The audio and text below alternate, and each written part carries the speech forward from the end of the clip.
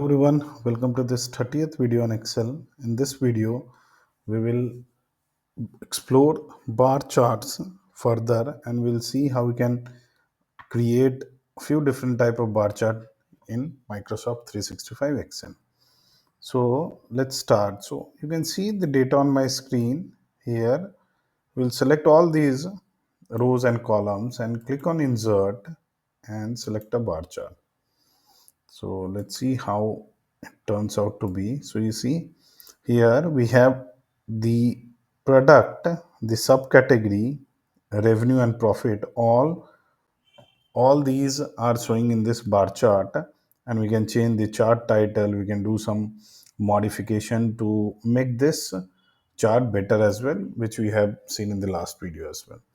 Now, if you want to just show revenue or profit on this bar chart, we can do that as well. So I'll delete this chart and I will only select these three columns and then click on insert and bar chart. Let's see how it looks like.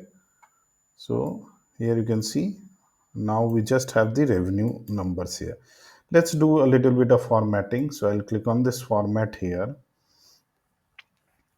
and well, it is appearing now. You see the series revenue. I can change the color to something else, orange, and I can also show the data labels.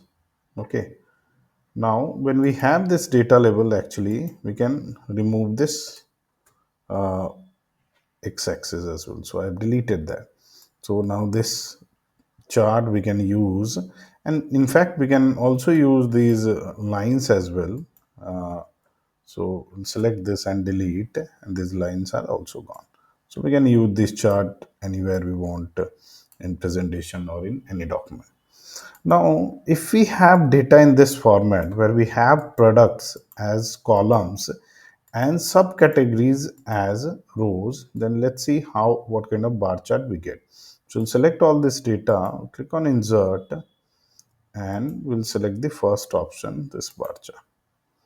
So here, when you select the bar chart option, you'll get the subcategories and adjacent bars. For these sofa, we have two subcategories because there is no number for subcategory 3. For chair, we have 3 bars, and for tables, we have 3 bars. Okay, so we have this adjacent bar chart here, and again we can do some modifications, but we can also change this to another format as well. So let's select this one. So this is stacked bar, this is clustered bar, this is stacked bar. So we'll click on stacked bar and now see how the chart looks like. So here you have all these individual subcategories stacked on top of another. Okay, so for sofa we have 2, for chair we have 3, and for table we have 3. So this is stacked bar, and there is another option which is 100% stack bar. So when I select this, we have this percentages on the x-axis, and we can see from here that for sofa sub category 1 contribution is close to 60%. But when we are hovering here, we are still getting the revenue number, which is $29,000. What if you want to see this percentage that we see here on the x-axis here as well? So to do that, we will have to create another table first. Okay, so it's just the copy of this table where these numbers are now percentage value for that particular category with respect to that column. Okay, so for table, subcategory 1 is actually contributing 48%, 2 is contributing 29%, and 3 is contributing 24%. So if I select all these 3, it's 100%. Okay, similarly for chair and sofa. Now when I select this data and click on insert, and I select this chart, 100% stack bar chart, I will get a